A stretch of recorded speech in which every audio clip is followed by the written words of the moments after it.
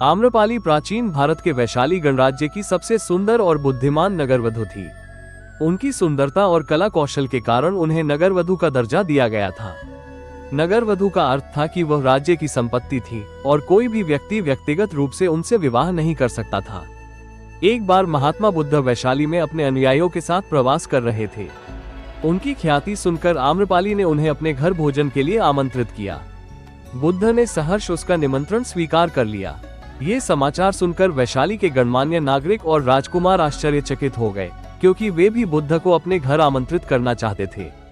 उन्होंने आम्रपाली को समझाने की कोशिश की कि वो बुद्ध का निमंत्रण रद्द कर दे, लेकिन आम्रपाली ने साफ इनकार कर दिया और कहा, भगवान बुद्ध मेरे घर आएंगे और मैं उनका सत्कार करूंगी। जब बुद्ध आम्रपाली के घर गए तो उन्होंने उसके जीवन के सत्य और धर्म के बारे में चर्चा की।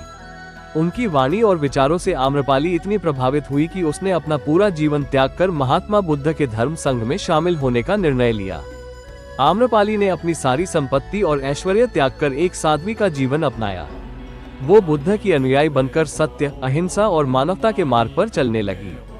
महात्मा बुद्ध और आम्रपाली की कहानी हमें ये सिखाती है कि जीवन की सच्ची सुंदरता बाहरी आडंबर में नहीं, बल्कि आंतरिक शांति, सत्य और त्याग में निहित है।